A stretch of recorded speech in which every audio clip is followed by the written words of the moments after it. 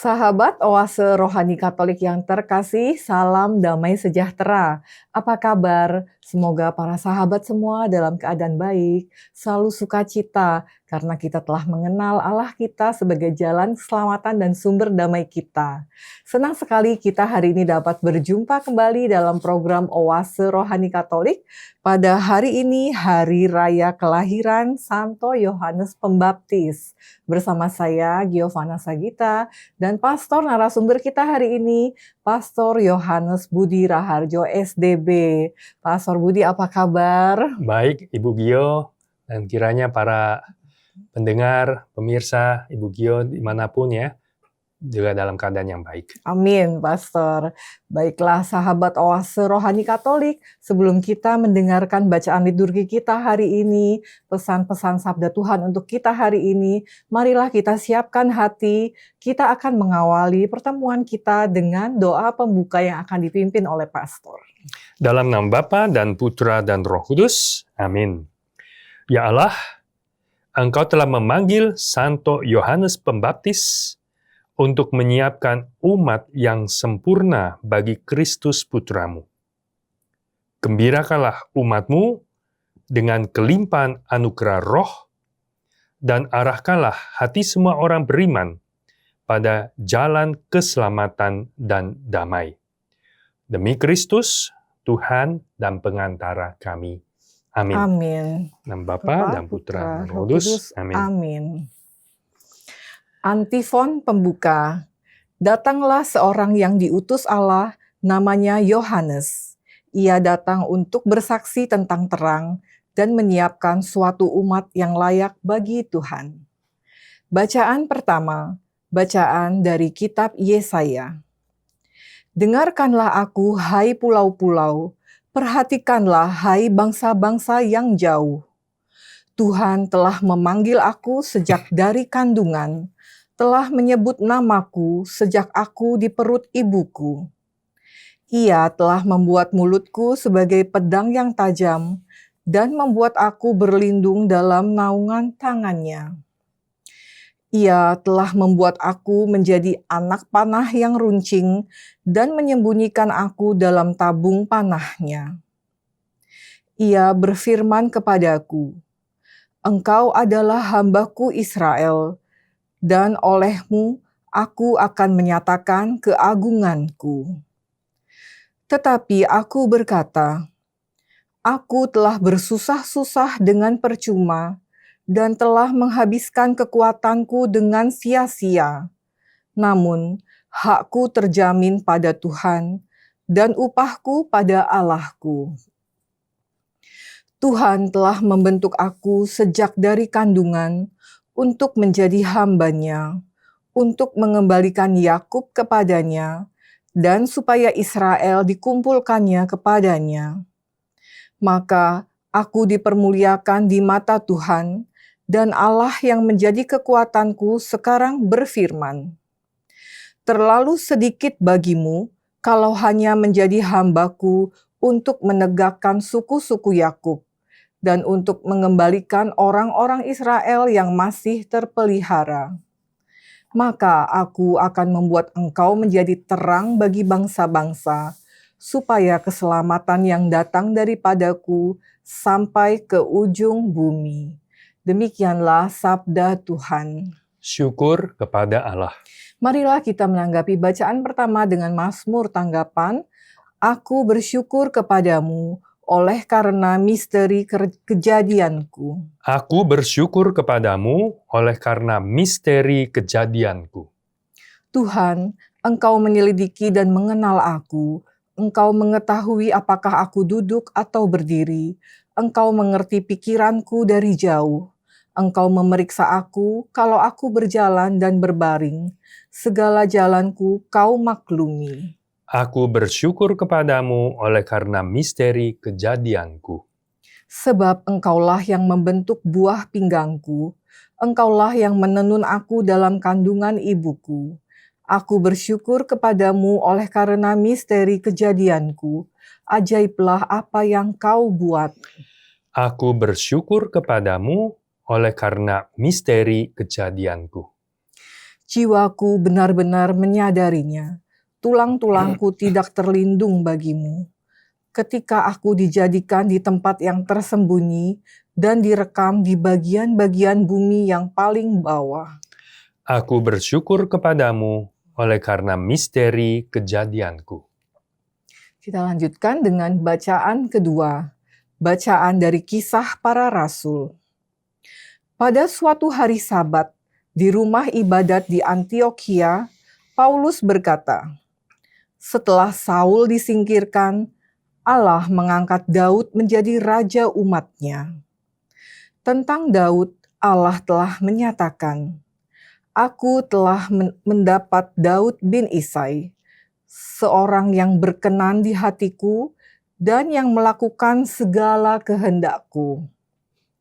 Dari keturunannya lah, sesuai dengan yang telah dijanjikannya, Allah telah membangkitkan juru selamat bagi orang Israel, yaitu Yesus." Menjelang kedatangan Yesus itu, Yohanes telah menyerukan kepada seluruh bangsa Israel supaya mereka bertobat dan memberi diri dibaptis. Dan ketika hampir selesai menunaikan tugasnya, Yohanes berkata, "Aku bukanlah dia yang kamu sangka, tetapi dia akan datang kemudian daripada aku. Membuka kasut dari kakinya pun aku tidak layak. Hai saudara-saudara, baik yang termasuk keturunan Abraham maupun yang takut akan Allah, kabar keselamatan itu sudah disampaikan kepada kita." Demikianlah sabda Tuhan. Syukur kepada Allah. Sahabat Oase Rohani Katolik yang terkasih, sekarang marilah kita siapkan hati dan pikiran kita untuk mendengarkan bacaan Injil yang akan didahului dengan bait pengantar Injil. Haleluya, haleluya. Haleluya, haleluya. Hai, engkau hai anakku, akan disebut Nabi Allah yang Maha Tinggi, karena engkau akan berjalan mendahului Tuhan untuk mempersiapkan jalan baginya. Haleluya, haleluya. Tuhan bersamamu. Dan bersama rohmu. Inilah Injil suci menurut Lukas. Dimuliakanlah Tuhan. Pada waktu itu, genaplah bulannya bagi Elisabet untuk bersalin. Dan ia melahirkan seorang anak laki-laki. Ketika para tetangga serta sanak saudaranya mendengar bahwa Tuhan telah menunjukkan rahmat-Nya yang begitu besar kepada Elisabet, bersukacitalah mereka bersama-sama dengan dia. Maka datanglah mereka pada hari yang ke-8 untuk menyunatkan anak itu. Dan mereka hendak menamai dia Zakaria menurut nama bapaknya. Tetapi Elisabet ibunya berkata, "Jangan, ia harus dinamai Yohanes." Kata mereka kepadanya, "Tidak ada di antara sanak saudaramu yang bernama demikian." Lalu mereka memberi isyarat kepada Zakaria untuk bertanya, nama apa yang hendak ia berikan kepada anaknya itu. Zakaria meminta batu tulis, lalu menuliskan kata-kata ini. Namanya adalah Yohanes. Dan mereka pun heran semuanya. Seketika itu juga, terbukalah mulut Zakaria, dan terlepaslah lidahnya. Lalu ia berkata-kata dan memuji Allah. Maka ketakutanlah semua orang yang tinggal di sekitarnya, dan segala peristiwa itu menjadi buah tutur di seluruh pegunungan Yudea. Semua yang mendengarnya merenungkannya dan berkata, "Menjadi apakah anak ini nanti? Sebab tangan Tuhan menyertai dia." Anak itu bertambah besar dan makin kuat rohnya. Ia kemudian tinggal di padang gurun sampai tiba harinya ia harus menampakkan diri kepada Israel. Demikianlah sabda Tuhan. Terpujilah Kristus. Baiklah sahabat Oase Rohani Katolik, kita sudah mendengarkan 3 bacaan liturgi kita hari ini pada peringatan hari kelahiran Santo Yohanes Pembaptis. Sekarang marilah kita bersama mendengarkan renungan iman yang akan disampaikan oleh Pastor Budi. Baik Ibu Gio, pendengar, pemirsa dimanapun berada, kita hari ini merayakan Hari Raya. Jadi dalam tatanan liturgi, itu ada hari biasa, ada peringatan wajib orang kudus, lalu ada pesta, dan puncak yang tertinggi hari raya. Maka tadi ada 2 bacaan sebelum Injil, dan di dalam misa kita memanjatkan kemuliaan, dan bahkan juga ada credo, aku percaya, ada doa umat, lengkap begitu. Nah, itu sebagai dalam liturgi, kemeriahan puncak adalah hari raya. Hari raya. Ya, solemnitas. Dan yang kita rayakan ini, orang kudus yang tentu istimewa, sangat istimewa. Karena itu, kelahirannya dirayakan. Kita semua tahu, orang-orang kudus yang lain, kita rayakan adalah pada hari kematiannya. Karena buat kita orang beriman, melihat kekudusan seseorang, kematiannya adalah saat ia masuk ke surga, ke kemuliaan bersama dengan Allah. Yaitu yang dirayakan, kemenangannya ya sana. Tetapi Yohanes istimewa. Dan di dalam seluruh liturgi kita tahu hanya ada 3 orang yang kelahirannya dirayakan. Yang pertama jelas Yesus, Natal 25 Desember. Lalu yang kedua, pasti yang paling dekat dengan Yesus, Maria. Ya. Bunda Maria. Ada perayaannya kelahiran Bunda Maria. Itu 8 September. Dan yang ketiga ini, yang paling dekat lagi kepada Yesus adalah Yohanes Pembaptis. Karena nanti kita lihat juga peranannya yang sangat unik, istimewa. Yang kita semua sudah tahu, mempersiapkan jalan Tuhan.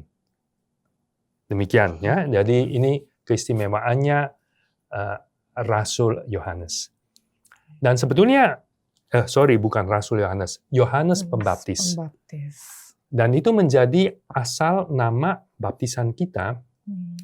Nama Yohanes bersumber dari sini. Dari santonya adalah Yohanes. Nanti ada macam-macam Yohanes, tapi yang pokok adalah Yohanes Pembaptis. Dan kita rayakan 24 Juni. Mungkin bisa bertanya, kenapa 24 Juni? Dari mana tanggal itu? Ya,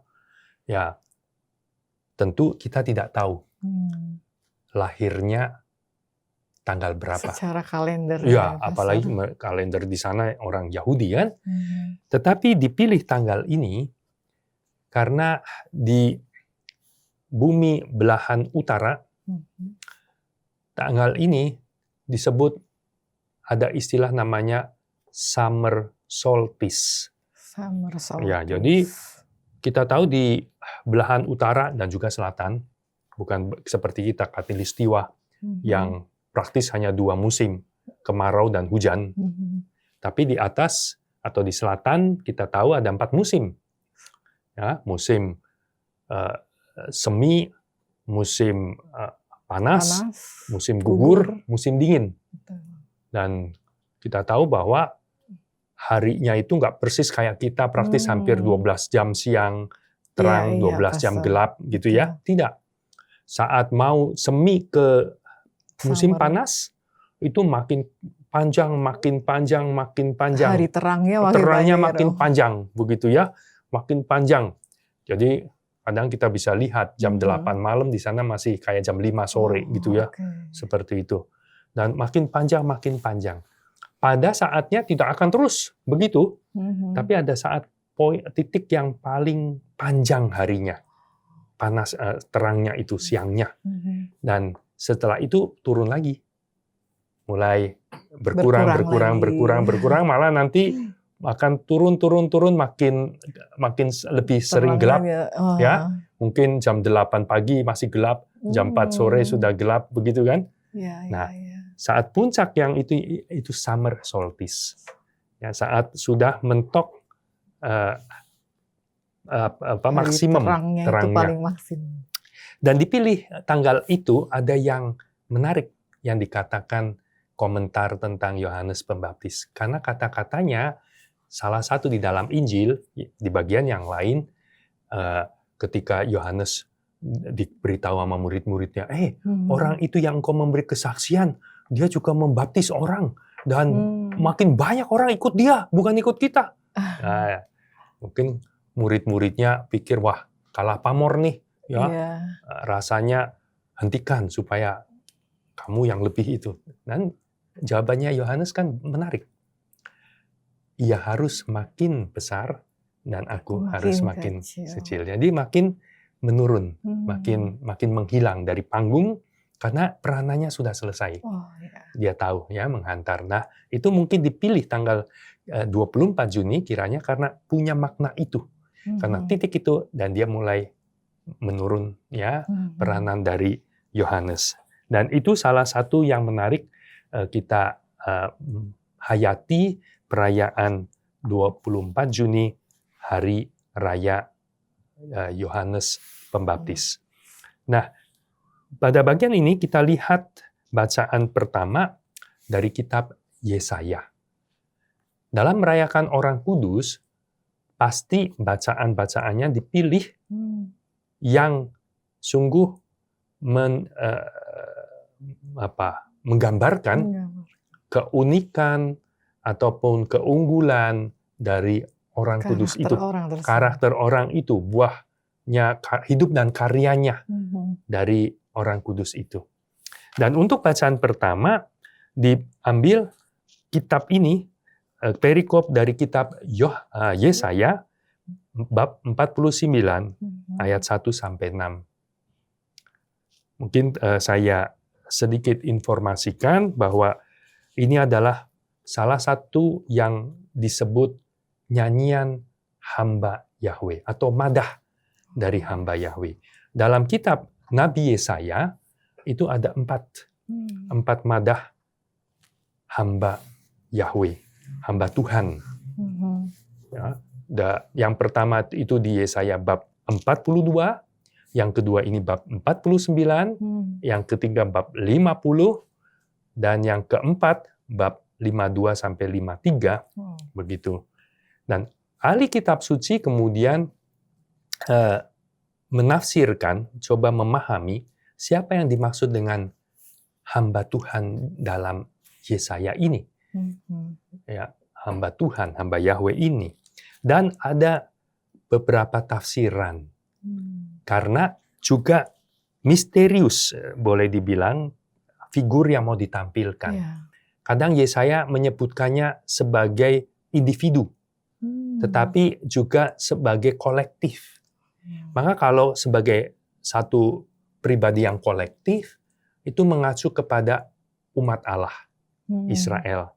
Israel yang benar, yang setia, yang sungguh-sungguh hidup di jalan Tuhan, menurut hukumnya, itu hamba yang Tuhan. Kolektif, yang kolektif. Tapi bisa dilihat kiranya Yesaya bicara tentang seorang tunggal individu.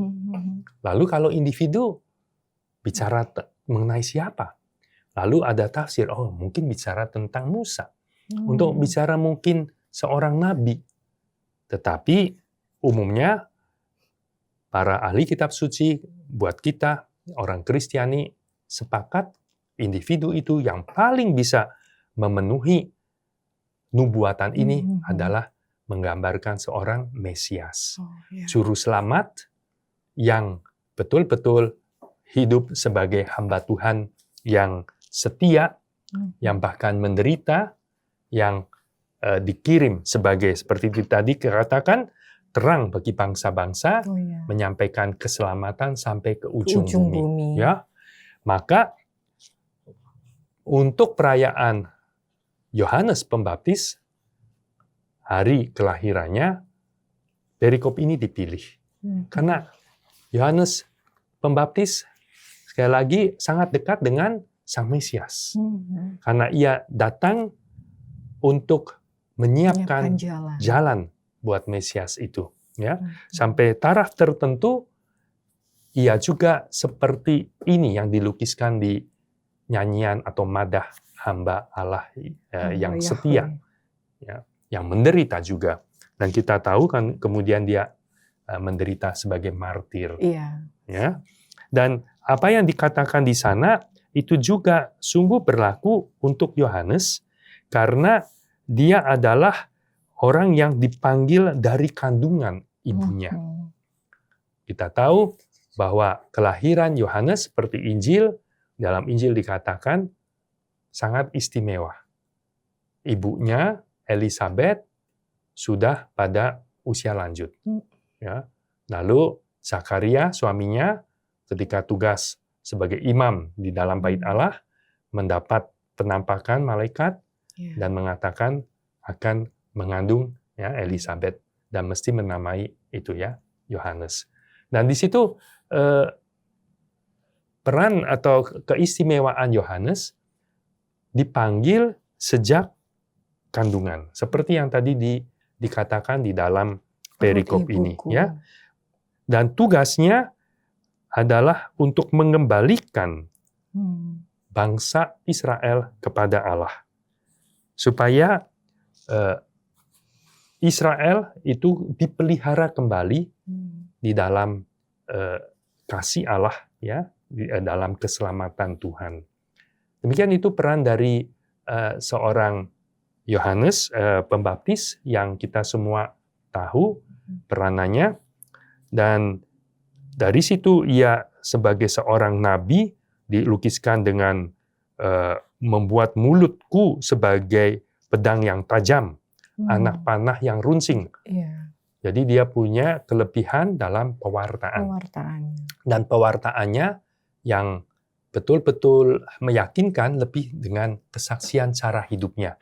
Yang kita semua tahu cara hidupnya sangat mati raga, ya, dengan cara pakaian seperti itu, ya pakaiannya, makanannya, hidupnya di padang gurun, dan itu sungguh menarik orang.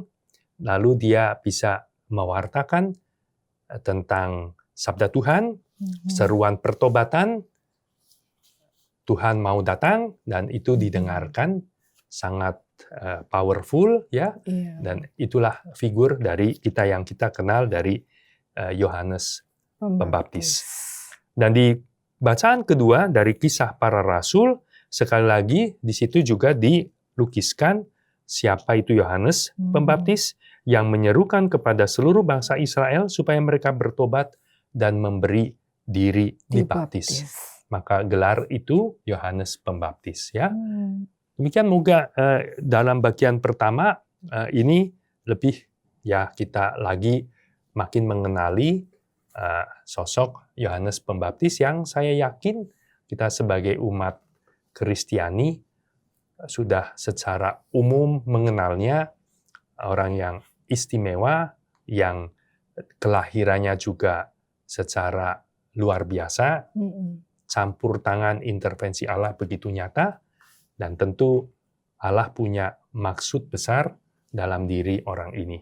Ya, peranannya yang unik dalam sejarah keselamatan kita sebagai orang yang mendahului kedatangan Sang Mesias. Begitu, mungkin dari bagian pertama lebih banyak komentar tentang sekitar Yohanes, tentang liturgi perayaan ini, dan beberapa hal dari sabda Tuhan yang menggambarkan diri, kehidupan, dan karyanya. Demikian, Ibu. Ya, terima kasih Pastor Budi untuk renungan, inspirasi iman. Kita banyak belajar Santo Yohanes Pembaptis yang dari semula ternyata Tuhan Allah sudah memiliki tujuan ilahi yang mulia untuk Santo Yohanes. Ya, baiklah sahabat Oase Rohani Katolik, kita akan berbincang kembali nanti melanjutkan renungan iman kita di sesi kedua. Tapi sebelumnya kita akan jeda sejenak, tetaplah bersama kami.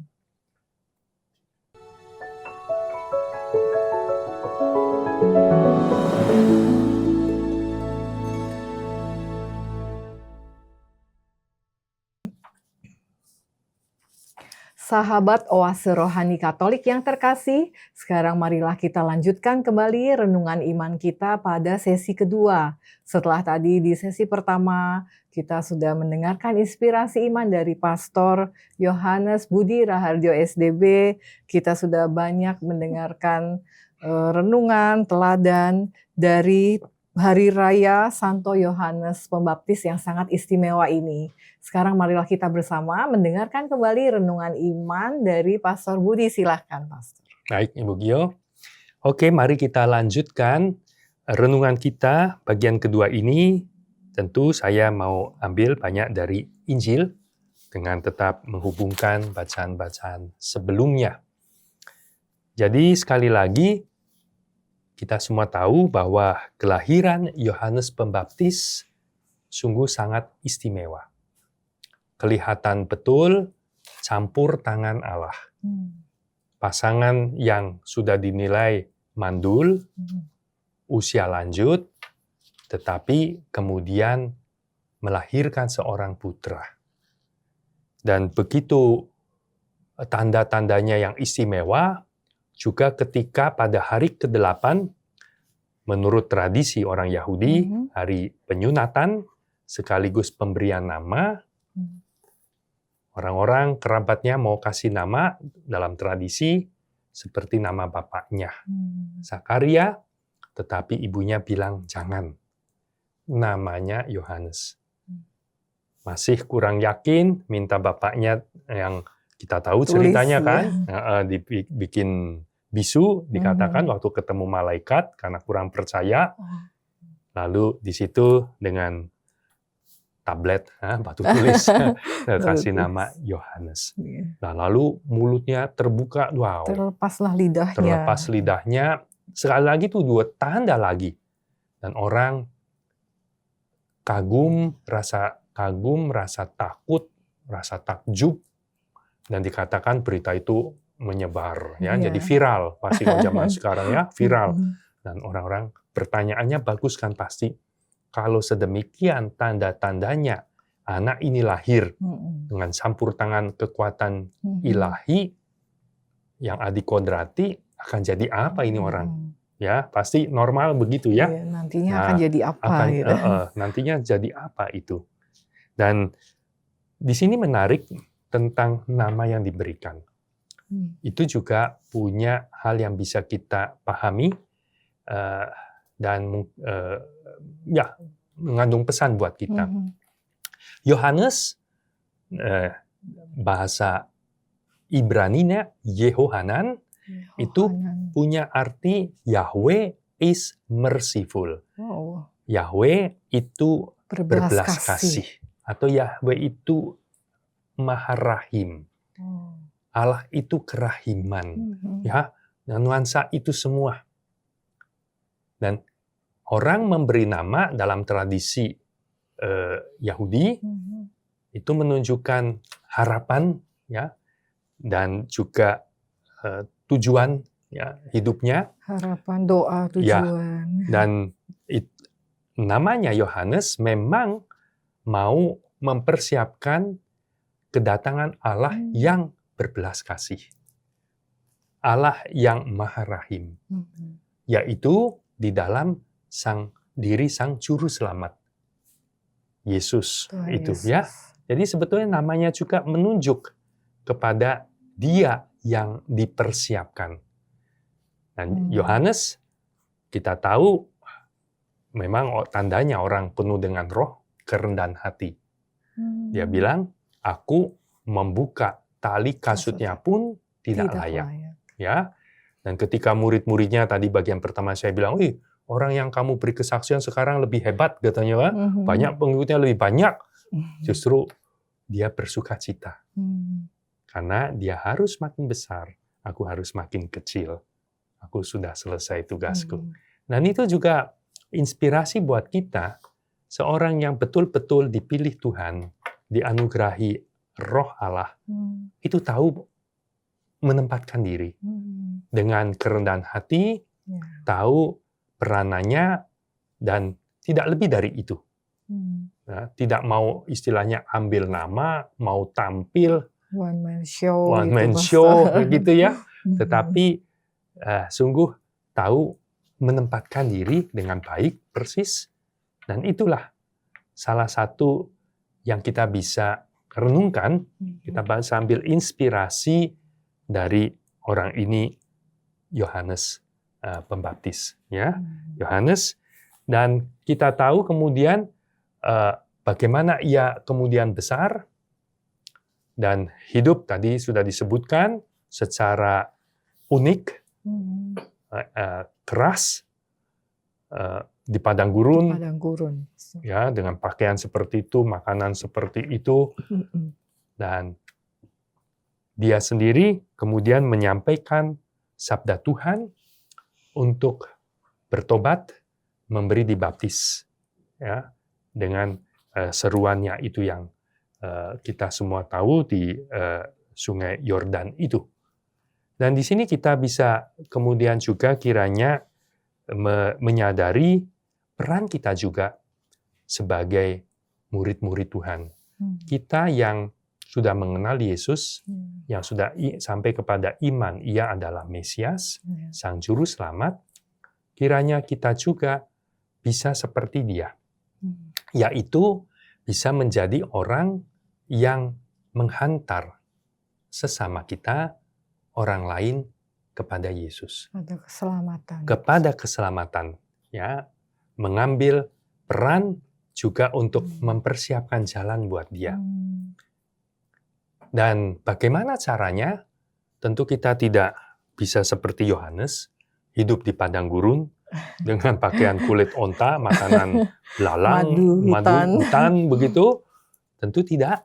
Tetapi dengan cara hidup kita yang benar, yang setia sebagai hamba Tuhan.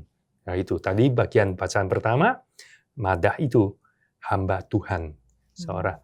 Semoga hidup kita juga menjadi madah, menjadi nyanyian apabila kita hidup sebagai hamba Tuhan yang baik, yang setia, yang benar, taat ya, Pak. Ya, yang taat, sehingga orang melihat cara hidup kita, tutur kata kita, nasihat kita, dan orang tertarik kemudian mengenal siapa yang dia imani, ya, siapa yang dia ikutin.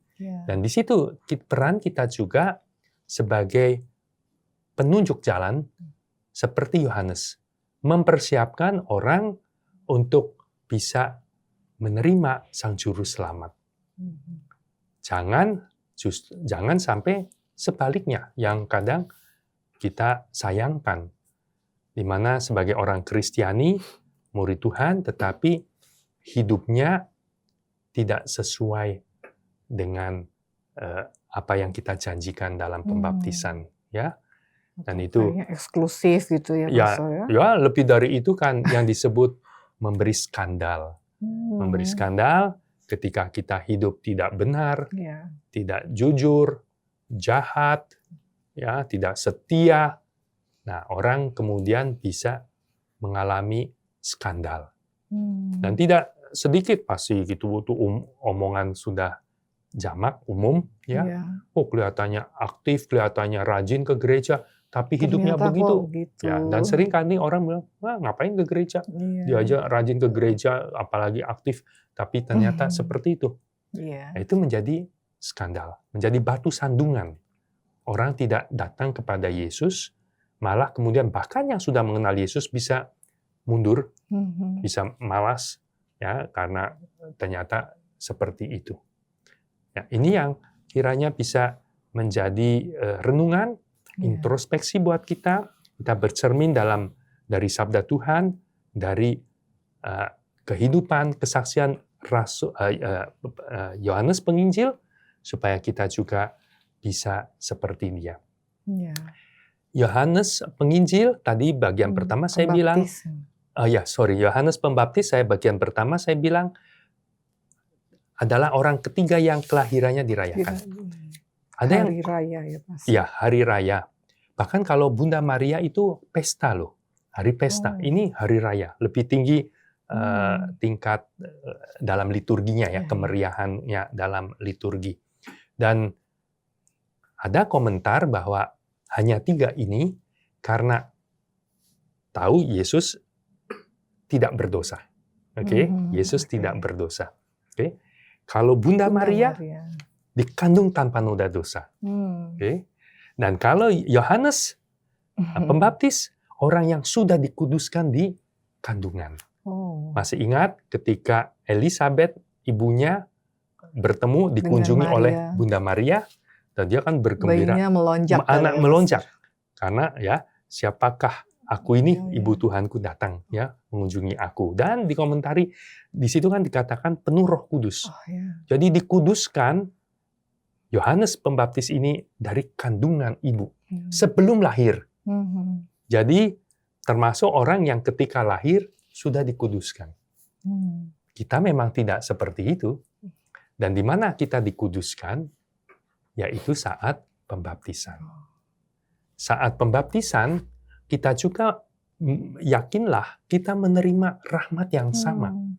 Seperti rahmat yang diterima untuk Yohanes selagi masih di kandungan, bahkan rahmat pengudusan seperti yang Bunda Maria dikandung tanpa noda.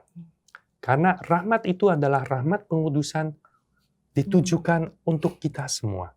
Supaya kita bisa menjadi seperti Kristus. Maka dengan merayakan ini, kita juga, namanya Yohanes Pembaptis. Ya, kita juga ingat saat pembaptisan kita. Kita ingat juga saat itulah kita dikuduskan. Kalau dalam istilah bahasa Inggris itu consecrated, konsekrasi. Consecrated itu dikhususkan, dipersembahkan untuk Tuhan. Seperti Yohanes Pembaptis. Untuk apa? Untuk memberi kesaksian kepada keselamatan Tuhan, untuk mengantar orang-orang sesama kita kepada Kristus, memperoleh keselamatan.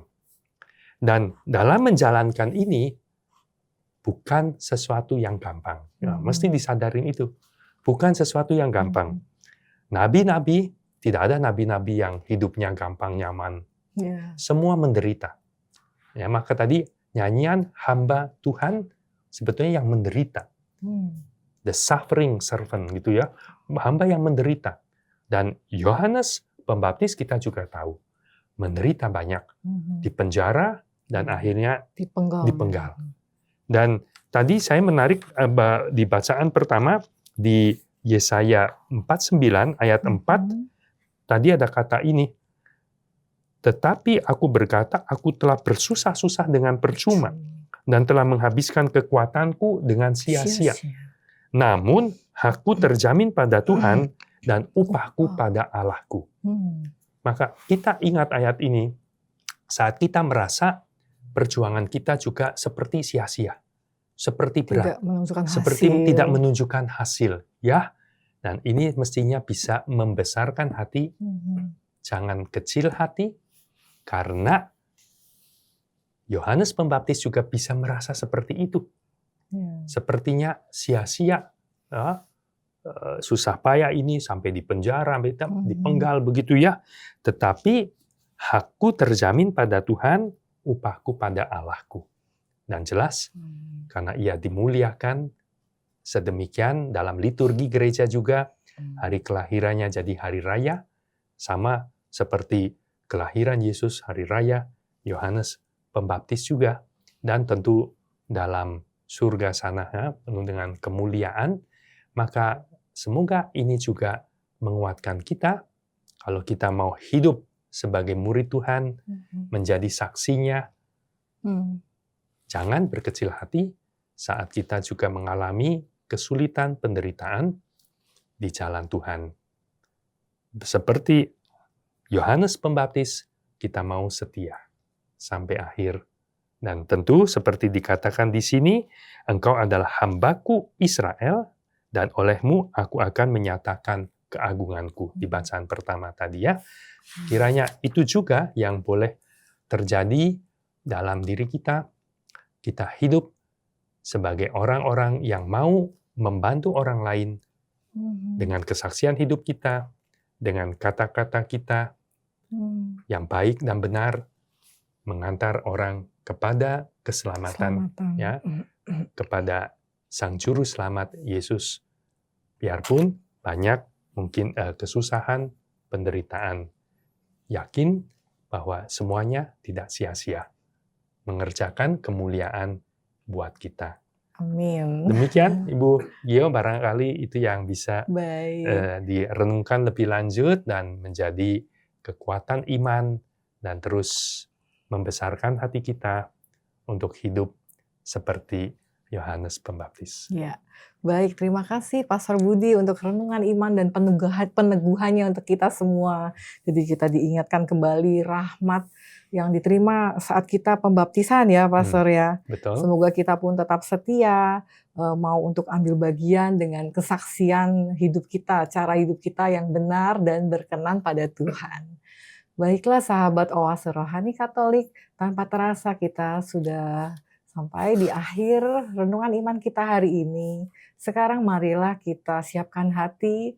Kita akan menutup renungan kita dengan doa penutup dan mohon berkat melalui Pastor Budi. Marilah kita berdoa. Ya Allah, Engkau telah menyegarkan kami dengan sabdamu yang kami dengarkan dan kami renungkan. Kami mohon, semoga gerejamu yang bersukacita pada kelahiran Santo Yohanes Pembaptis, mengakui Kristus yang sudah diwartakan kedatangannya oleh Yohanes sebagai pembawa kelahiran yang baru. Sebab dialah Tuhan dan pengantara kami. Amin. Tuhan bersamamu. Dan bersama rohmu. Semoga Allah yang Maha Kuasa memberkati saudara sekalian, Bapa dan Putra dan Roh Kudus. Amin. Terima kasih Pastor Budi. Terima kasih sahabat Oase Rohani Katolik untuk kebersamaan kita hari ini. Kita akan berjumpa lagi di kesempatan baik lainnya. Kami pamit undur diri, kami ucapkan selamat melanjutkan aktivitas para sahabat. Tuhan Yesus memberkati.